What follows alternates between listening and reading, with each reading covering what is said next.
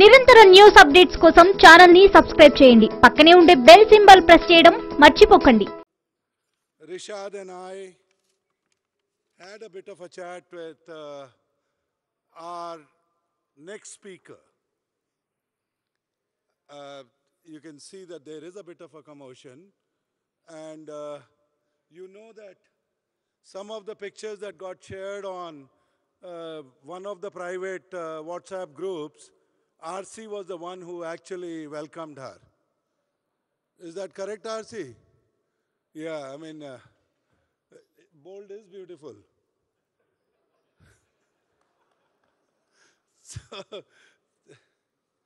So guys, again, I'm not going to take too much of time, and the way we want to do it is, as you can see, there are two names out here, Rishad Premji and Deepika Padukone.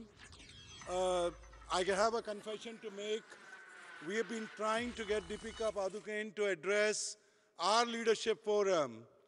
We represent, Nasscom represents about 4 million people, 4 million directly people engaged in IT and IT-enabled services.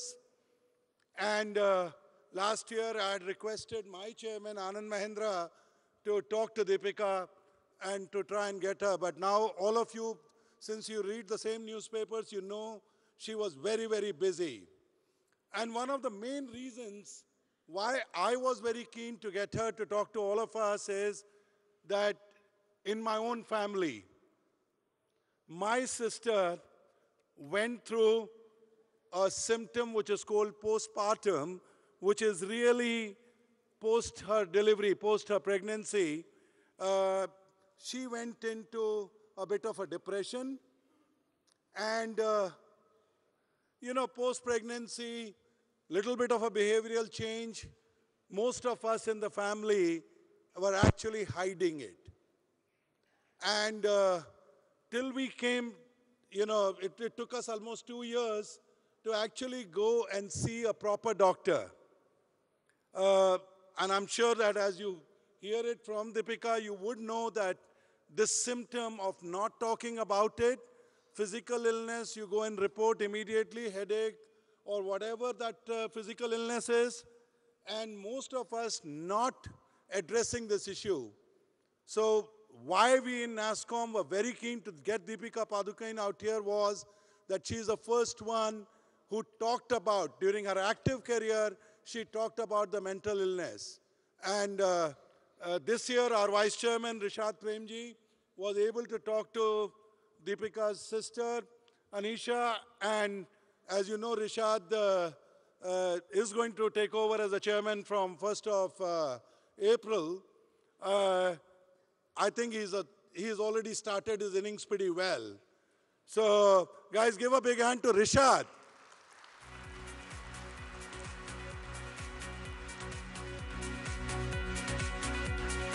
Again, I'm sure as you talk to Deepika, as you talk and as Rishad asks questions, you will realize some of it may be impacting your family, your friends, and we do want, all 4 million of us members of Nasscom, directly or indirectly, want to be aware that if Deepika has the guts to talk about it, why will we not talk about it and why will we not address it? And to continue with this conversation, I'm going to request Rishad to escort Deepika onto the stage.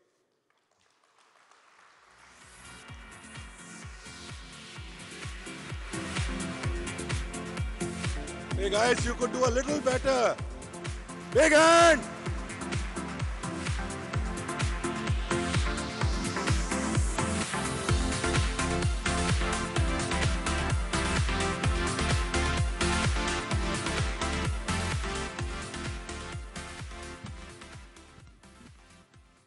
Thank you for, is this on? Thank you CP for that, and thank you for sharing your story. And thank you for all of you, wow, this is a packed room, for being here for this closing plenary session.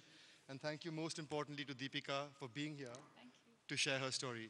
So, I'm not going to introduce the celebrated actor Deepika Padukone, but I am going to embarrass her and take the liberty of introducing Deepika, who's the evangelist and the champion of mental health. You know, as many of you know, Deepika, at the peak of her career in 2014, was diagnosed with clinical depression and underwent her own personal struggle with the illness. With the help of counseling and most importantly with medication, she was able to overcome it. During this journey, she realized how widespread the disease is in India and the myths and stigmas associated with depression in India. She very courageously, might I add, in 2015 in January came out to speak about the issue to try and break taboos about depression and mental illness in India. In October 2015, she launched the Live, Love, Laugh Foundation, a not-for-profit that aims to destigmatize mental illness and champion the cause of mental health awareness with an emphasis on stress, anxiety, and depression. So, Deepika, welcome again. Thank you. You know, we want to start off with a short video from the foundation. So if we can have the video, please, as a start.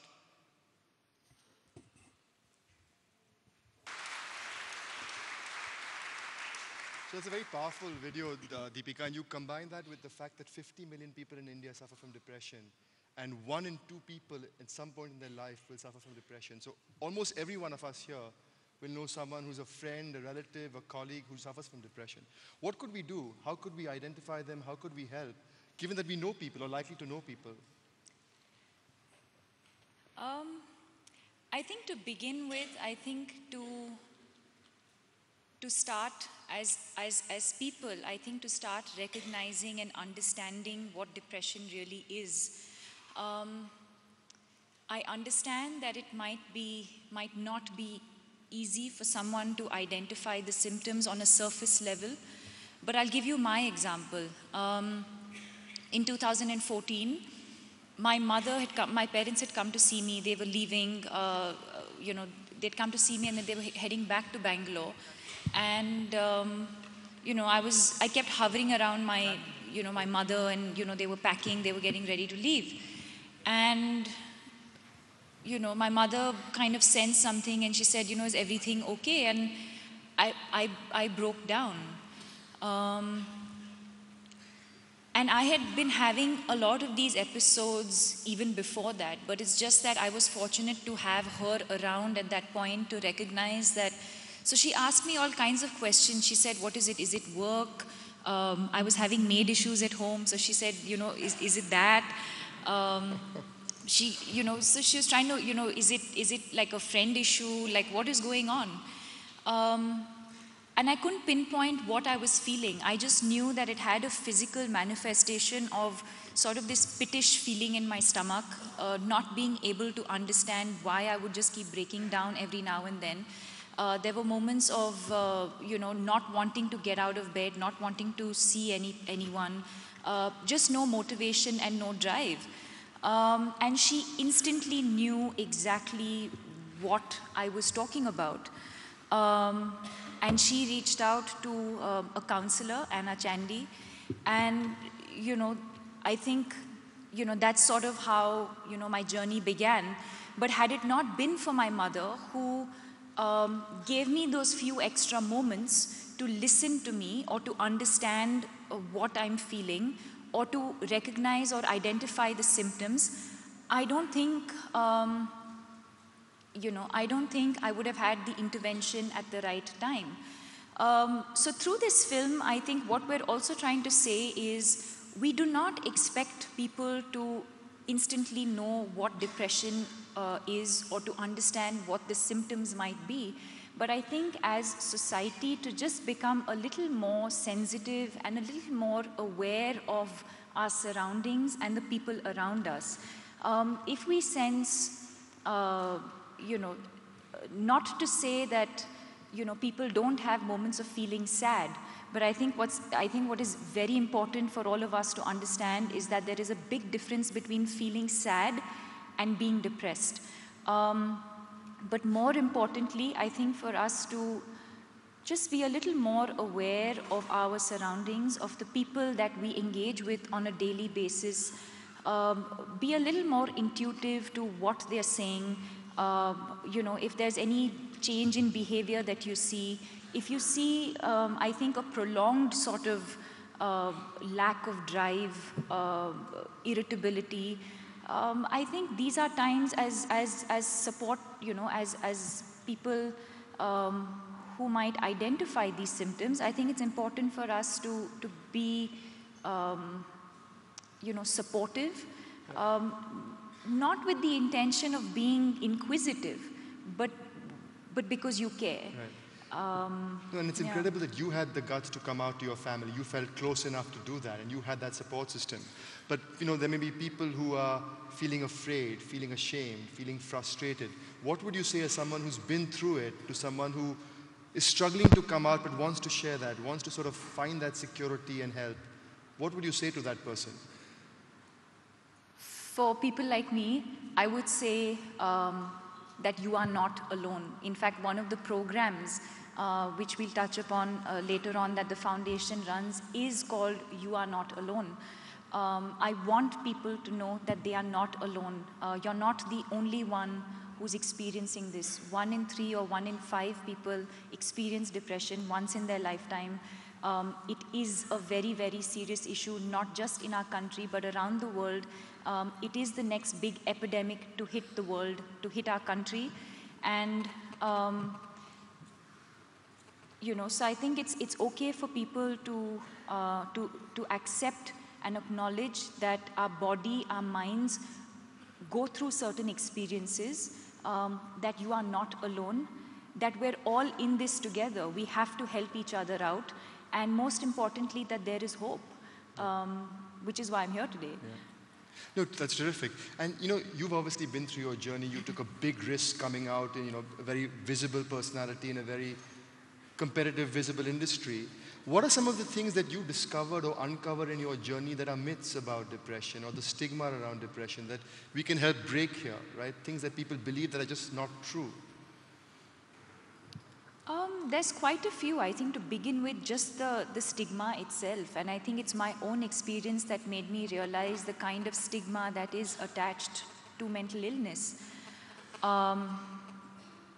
It also made me realize as a person, as a human being, it's okay to be vulnerable. It's okay to have, you might have everything in the world. There's no reason why depression happens to you. It can happen for various reasons, and it's okay. It's okay to have moments of feeling low or moments of feeling weak or vulnerable, and it's okay to share your experiences with people. It's okay to seek help. I can speak for myself and say that I did take medication and it did help. I'm not saying that medication is the only thing. I think. It comes with a lifestyle change as well. But I think there's multiple factors that sort of come into the cure part of it. But I think it's very important to acknowledge first. I think for me, the biggest challenge was when I didn't know what was happening to me. But the day I met a counselor, the day I met professionals, the day I went to a psychiatrist, the day I was diagnosed, I felt like half the battle I had won. Because I knew what was happening to me versus in the initial months when I had no clue what I was experiencing or what I was feeling. So I think the fact that my mother was my support system, and she encouraged me to reach out. Of course, I found the strength eventually to go through with that and meet the professionals, to listen to what they were saying, to accept and understand what they were saying. And that was, I think for me, that was half the battle won. We're a technology industry and we've partly created social media at some level, right? What do you think about social media and what do you think about the influence of social media on depression? Today people validate themselves by how many likes they get on a picture as opposed to, validation through other shapes and forms. What are your thoughts on social media and its implications on society today and potentially on depression and mental health? Yeah, I do think that, social media has been a boon in a lot of ways, but I also believe in doing everything in moderation. And yes, I do believe that a lot of what we see on social media is a slightly glorified version of what our lives probably are.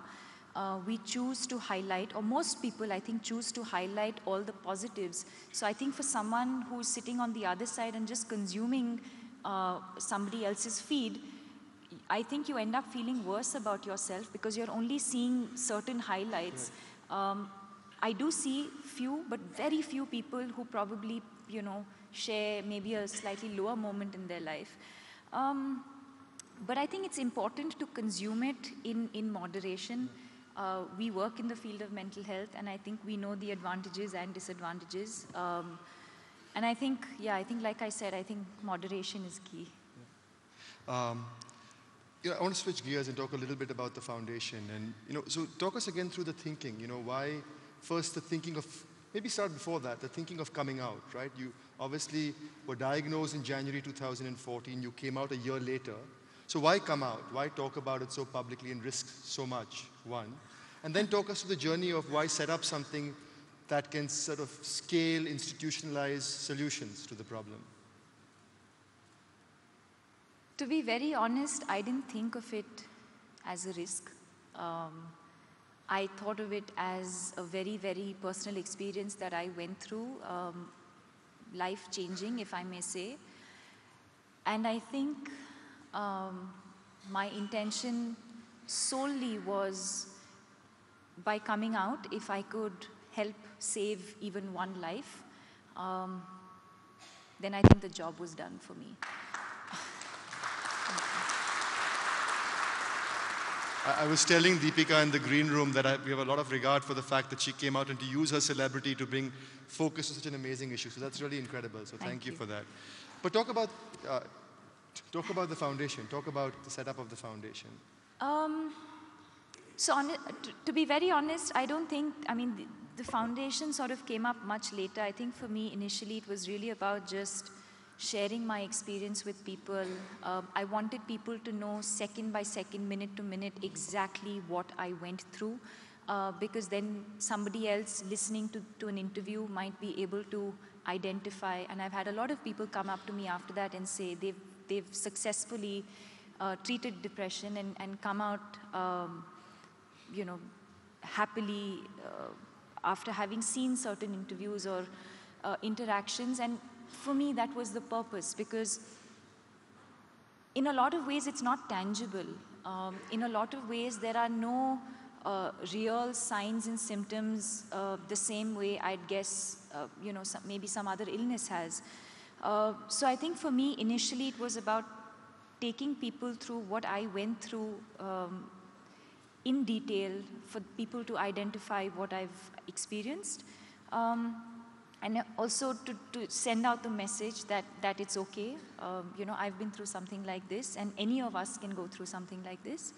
And that it's okay to seek help. Right. A lot of people acknowledge that they may not be feeling their best, but I think there is either their own stigma or stigma, you know, pressure from family to not come out. A lot of people just don't make the effort to seek help. And I wanted people to know that, you know, you should seek help. If your psychiatrist prescribes medication, that it's okay to take medication.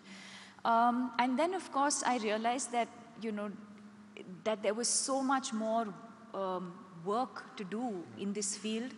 And I mean, we're very, very new in that sense. We set up the Live, Love, Laugh Foundation in 2015. It's only been 3 years. And we successfully ran 3 programs. One was the campaign that you just saw. It is India's first ever public, you know, media awareness campaign on mental health, which we launched last year. We do a school program called You Are Not Alone, which we've delivered in over 8 states. Over 50,000 students, over 1,000 teachers, and that program has been extremely successful, and we plan to run that for many, many more years. Basically, educating students and teachers about what depression is, to be able to identify the signs and symptoms. We also have a program, a doctor's program, called Together Against Depression, where we encourage general practitioners I think a lot of the symptoms are a giveaway. And I think a lot of general practitioners fail to recognize these symptoms because a lot of symptoms of depression are physical symptoms, but they fail to sort of link the mind and the body. And if I'm not mistaken, I think it is something that they touch upon in their curriculum while studying, to be doctors. But I think somewhere along the way, I think probably that is not the focus. So to kind of bring back the focus on the importance of the mind and the body, we wanted to start a corporate program, but we realized that there's a lot of work left to do in these programs that we're running currently. So that's what the foundation is doing. We also do a rural program where we've reached out to, we've basically covered the entire district of Davangere in Karnataka. And in fact, I visited them last year, and it was just so amazing to see how advanced they are. They have clinics that they run. We finance these clinics where we have doctors coming in, treating people who need help, and basically creating the awareness. But we actually went in to create the awareness, realizing that there is already a lot of awareness. It was actually pretty amazing to see how much in rural India, to see the kind of awareness. Well, I wouldn't say rural India, I would say in Davangere specifically. The amount of awareness levels there really amazed me. I came back so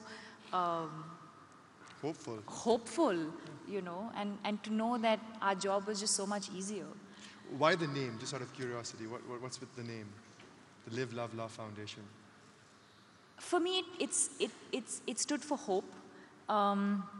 I think it was very important for me in my entire journey. I think for me, hope is sort of very, very significant in this entire journey. So it was important for me. And I think when you use the word or the term depression, people feel like a weight on their shoulders, which it is if you've ever experienced it. But I wanted people to just feel like when we talk about depression, while it is what it is, to also know that there is hope and to give you a feeling of positivity. And somewhere, because I realized that it's also not just treating the illness, but also a lifestyle change, and to really live, love, and laugh. And how much time do you get to spend on it, Deepika? Obviously, you've got other professional commitments, so how much time do you get to spend on the foundation? Do you get to spend enough, the amount you like, or? I mean, it feels strange to sort of answer this question because to say that I spend X number of hours a day, if it's not productive, I don't think that would make any sense. I'm sure all of you are familiar with the term that I think success is, proportionate or equal to the beneficial footprint that we leave behind in society. So I think it's important for me to see actual change. I think that for me is important. When I go to a Davangere, when I see people saying that the frequent visits by the team has cured somebody, that for me is success. I think that for me is knowing that we're in the right direction and spending our energies in the right place. I want to turn to a couple of questions on technology, right? So I'll just share some statistics again which baffle me. India has only 0.3 psychiatrists and 0.07 psychologists for every 100,000 people in the country. Also, health insurance in India only covers physical illness and not mental illness, right? So given this and given this paucity of resources and experts, what role can technology speak? We're speaking to a bunch of people who are technologists, who live and breathe this. How can we leverage technology to bridge this gap, perhaps? I'm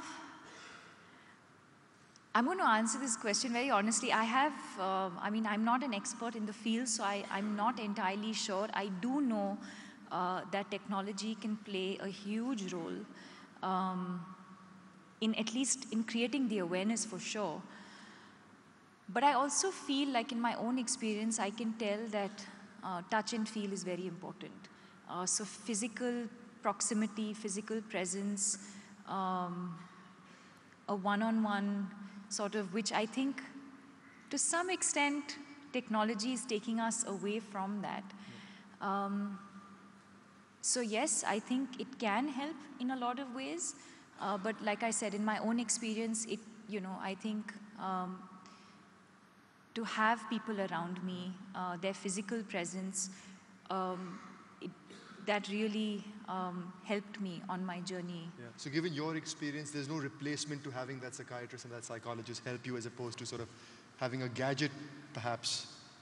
I know there are lots that. of, I do know that there are lots of tech-based, there are a lot of apps, and I don't know how successful these things are, to be very, very honest. I would have to do a deep dive and see how successful these, sort of apps are. But, I do think that I'm sure there are some benefits. But having said that, I think something like this, I don't think you can entirely cure with just technology. I think we will need the intervention of doctors, of professionals in the field. And again, voices like yours, voices like the foundation can raise awareness, limited budgets in the budget this year for mental health, limited experts. I think creating awareness can create more resources, more money going to this. Let me turn to my last question, and then we'll open it up in the interest of time to the industry. The IT technology industry employs 4 million people, and if we believe what the World Health Organization says, which is 1 in 2 people will suffer depression, and I read 1 in 5, I apologize, and I read a staggering report by ASSOCHAM which said 42.5% of corporate employees suffer from depression. Let me repeat that. 42.5% of people. So effectively we're saying 1 in 2 people here perhaps is depressed, right? And so what, and that's not, I don't mean to make light of it. That's a serious and very concerning I like issue. that everyone's laughing. Yeah. And so what can we as organizations, as employers be doing? What can we be doing in terms of facilities? What can we be doing in terms of culture in companies? What can we be doing to help people address this? Because it's a serious concern. I'd be interested in knowing how many of your companies actually have a full-time psychiatrist or a counselor coming in, or how many of you... Is that enough or not enough? Is that clap say that's enough? Okay, first of all, are we even aware of the fact that this is something that is important to us? After today or before this session? Yeah, but are we doing enough? Have you... What do you think we can be doing better? I would want to come back next year and know that these figures have come down drastically. I think that's the only way to tell that companies and organizations are doing enough. I think it's very, very important to address the issue. It is the next big epidemic. I cannot stress on that enough.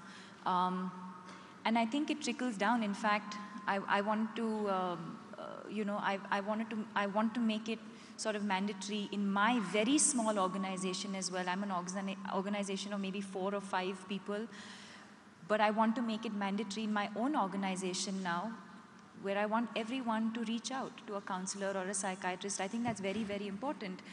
I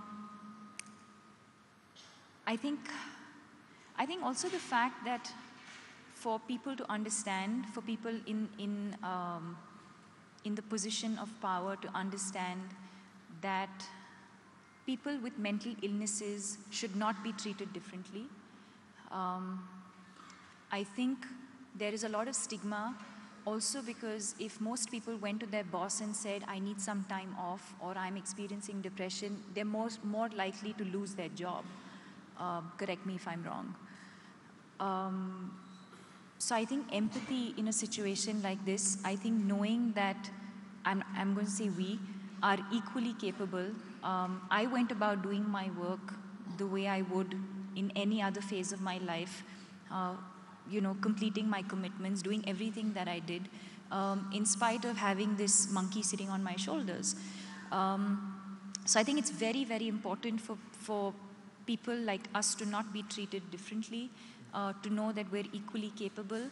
I think it needs people in the place of power to look at their employees with a little more empathy, and to know that our place of work, we can only be successful if the people who work for us are giving their 100%. And if you have people coming in every day and clocking the number of hours that they're supposed to, but they're mentally not there, what's the point? But you know, Anna Chandy, your chairperson in the green room, shared a very interesting point that you were at your peak of your career and you were highly functional. Yeah. So you were depressed clinically, but fully alert and fully productive. Yeah. So at some level, that dichotomy also exists, that you can be very, very productive in your work settings and yet be depressed. Yes. I don't know if you want to comment on that. No, like I said, I think, you know, of course, I would physically, mentally, emotionally find it very, very hard to get up and go to work every day. But I guess it would be a lot worse if my boss said, you're fired tomorrow because you're depressed. I don't know how that would work. So I think it's important to deal with people who experience mental illnesses with a lot more empathy, a lot more, a little more heart. And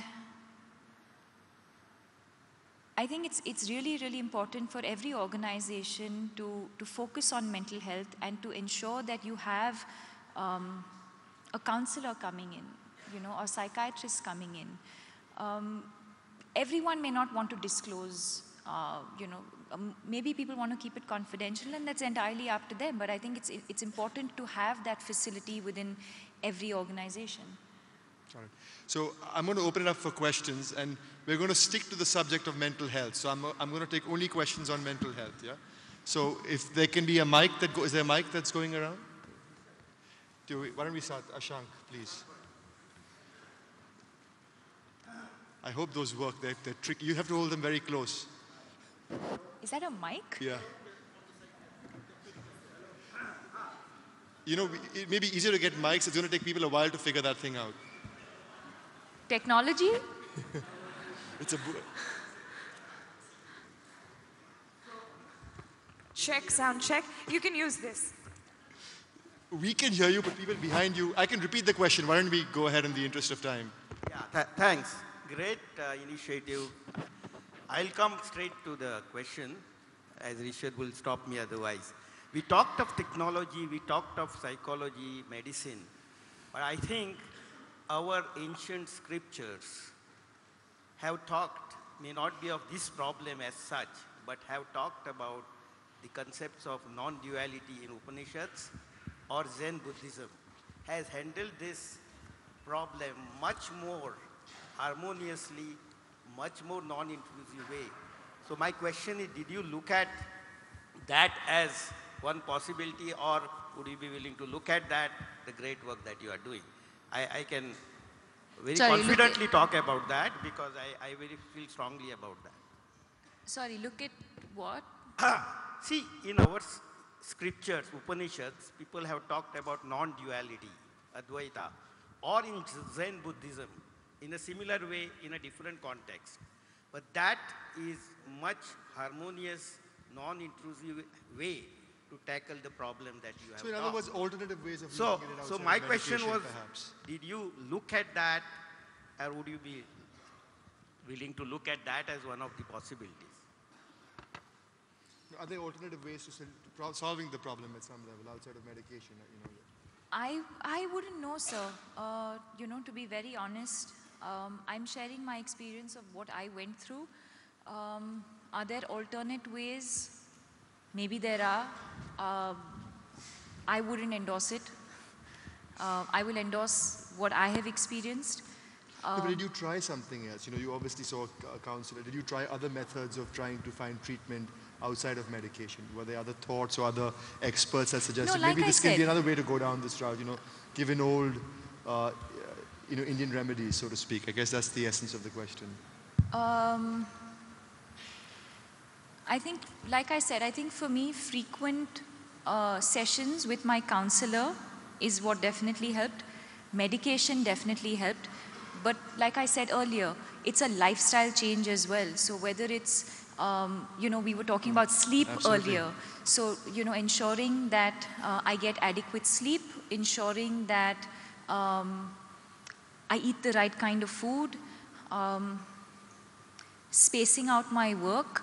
You know, there's various things, which is also one of the reasons why I chose to call my foundation Live, Love and Laugh, because I wanted the message to be just beyond depression. Yes, this is the field that we work in, but there is a lot more, you know, I think there is a lot more that is required for one to recover completely. And like I said, you know, I think it's an entire lifestyle change, it's a mindset change. If there are any, you know, alternate therapies other than what I have experienced, I wouldn't know. Let's take a few more quickly. Yeah, I have a question. So at what point in time did you understand that it was over? And I'm sure you would have certain symptoms that would occur again after you felt like I was over and I was done with it. How do you relate to it and think that it is not the same illness, so to say? It's a great question. Yeah. I'll just repeat it. So, you know, the question is, when did you know it was over, and how do you know when you're feeling something today, you're not feeling depressed again, right? Yeah. I would say it was gradual. It's not something that happens overnight. But for anyone in this room who has experienced depression or knows someone who has experienced depression, you sort of feel a weight. You feel like clouded. You're not able to think straight. Everything seems like a burden. Everything seems like a chore. You're not motivated to do anything. There's no drive. And you know you're not being yourself. I mean, I know what I am as a person. You will know what you are as a person. You'll automatically know when you're not feeling like yourself. And similarly, when you start getting better, you will start feeling it. You start feeling, it's almost like, you know, sometimes when you're in an aircraft and it's cloudy, but sometimes you break through that cloud and then you suddenly see the sun. It literally feels like that. Let me, if it's okay, can we take a few more questions? Yeah. Hi, Deepika. I'll take one here, then I want to take a few at the back as well. So hello. It's not a question, Deepika? Wait, I'm gonna, ma'am, please go ahead. Thank you. It's not a question, but a big thank you. You have come out, and we in the organization at Scient, we have actually started with assistance programs to the employees, and the stigma which has been attached, because you as a celebrity has come out, a lot of people come out with their problems. So big thank you to people like you. Thanks a lot. I want to take, good evening. Guys, 1 second. Yeah, To the right. The gentleman on the right there, please. The one who's standing, yes. Yeah. Yeah. Good evening, Deepika. I am Palakatnan Sridhar and I work with a lot of startups. The biggest challenge is failing at a startup. And most of them fail. And society does not accept failure. Over and above, you keep hearing these unicorns, success stories, and it adds to the weight. How do we deal with it? I wish I could answer your question. I'm not a counselor. No, but talk about failure, you know, the dealing Exactly. with failure. But I will talk about failure, and I will talk about... I don't know how much you know about that, but you know, you've been so successful, but do talk about it. No. I think it's very interesting. So, you know, because I feel like I'm in a stage in my life today where I've been through everything, and I'm not afraid to fail. I'm not afraid to talk about the way I feel. So when people ask me sometimes how I'm feeling, I don't lie sometimes. I'm very honest. If I'm not feeling up to it, I'm like, yeah, I'm not having a great day. I think it's very, very important for us as people to understand that we have to be honest with our emotions first before we can even start a conversation with anyone else. success, failure, these are all a part of what makes who we are. When I started off, I had one of the best debuts that anyone could have asked for. But I found out much later that a lot of people wrote me off and said I couldn't do my job well. But all of those experiences have made me the person that I am today. I think I, as an individual, take criticism very well. I try and, maybe that's the athlete in me, I don't know. But when someone criticizes me or pulls me down, that's a spring for me. I bounce back up like never before. So I think it really depends on, each. And that's great. So sport obviously has helped you. Maybe you want to touch upon that a little bit. How has sport helped you deal with this, or if it has at all? Oh, it most definitely has. I think sport has taught me so much. It's made me the person that I am today. It's taught me how to handle success and failure. It's taught me how to handle criticism. It's taught me how to handle stressful situations. All of that. But, I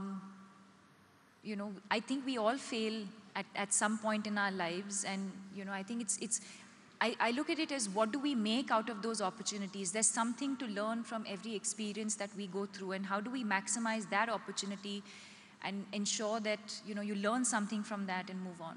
We'll take two towards the left here. I don't know where towards the left means. To your left here. Yeah, thank you. You've got to stand, whoever's speaking. Here. The gentleman at the back there. So I'm Freddie. I co-founded StuMags. We deal with students generally. So there is this thing with every student. Generally, they go through depression with studies or academics, whatever it is. But how actually to open up? There is this one big thing. How to open up with some other person? How did you open up with your parents, or how did you do that? Because like I said, I was okay to have those moments of weakness or vulnerability. I wasn't afraid of being judged. It's okay. It's okay to have moments of weakness. Please know this. It's okay to break down. It's okay to cry. It's okay to not feel your best. It's okay to not look great all the time. It's really okay. I don't think we should be so hard on ourselves. Sometimes I think there's just, society is hard anyway, but I think it's time we're, slightly more gentler on ourselves and kinder to ourselves. It's okay to have moments of weakness and feel vulnerable sometimes. We'll take one last question, if that's okay. Hi. Hi. Okay, we take two. We'll take the lady back there and then the lady here. I'm here. I'm happy to take. Hi, Deepika. We're happy to go if you're happy to go. Great, so, let's do it. As long as I don't miss my flight, I'm okay. Okay. So my question is, you said you took support of counseling and medication. So when you're going through this phase, how would you know that when you stop your medication or you stop going to your counselor, it's actually your real body reacting to, your illness, or when you stop taking medication, it won't happen to you again? How would you know that and be sure of it? These are very technical questions. Sorry. I've been very tempted to study psychology. But I think your doctors will guide you. I think they're the best judge of your recovery process. I don't think you should play around with that at all. I think as long as you're honest with them about how you're doing and how you're feeling, I think they are the best judges of when and how and so on and so forth, yeah. So we'll go there then. The lady in the yellow, please. Yeah, that's you. Lady in the yellow, standing. Oh, the mic's not working. Mic, check. Yeah. Hi, Deepika. I am a proud mother of 2 daughters. And at this age group, we are talking about depressions. And it's so obvious that everybody at some stage would definitely undergo this phase. I want to understand how we can ensure that we develop the strength within our children to ensure that they will not fall in this stage of what we are at any point of their life. So as a mother, I want to understand if you can share some tips as a daughter, what you have expected from your parents, rather from your mother, to ensure that I can give that kind of it's a great question. Productive strength. Thank you. to my 2 daughters, and I want them to be strong. I'm so happy you asked this question because I think the role of the caregiver in this situation is so important. I don't think I'd be able to come out of it entirely if it wasn't for the people around me. I think it goes without saying that I think to keep the channel of communication open, I had the comfort with my mother to confide and to tell her. So I think, I guess for you as a mother, I think to notice their behavior, their patterns, and to know that you have that relationship with them where they can talk to you, where they can confide, where they don't feel like they need to hide something from you. Love, nurturing, I think all of these things are very, very important. I think if you were to deal with someone going through depression, I think, again, love, nurturing, letting them know that you're there for them. I think people who experience depression need to know that there are a few people who literally are, a step away or a call away. When I experienced depression, I needed to know that I had my immediate friends and family who would be there for me. I think it's also important to not leave them alone for too long, so I think to be around them. So I think love, nurturing, just being attentive to feelings and emotions. I also think it's very, very important for mental health. We were talking about corporates, but I think it's very important for mental health. We need this education in schools. We need our children to know that there is something like mental illness. What are the signs? What are the symptoms? Sometimes it's exam pressure. Sometimes it's peer pressure. There's all kinds of things that can lead to depression. So I think it's very, very important for you as parents also to advocate maybe for your schools to make sure that mental health is a topic that is touched upon either as a subject or from time to time. We need to educate our students. Thank you, Deepika. Thank you for being here with us. Thank you for spending the time with us. Thank you for being so open and so transparent. And thank you for a good conversation. I want to invite the Honorable IT Minister, K.T. Rama Rao, to please come on stage and present you hand over a token of of our thanks. appreciation to Deepika.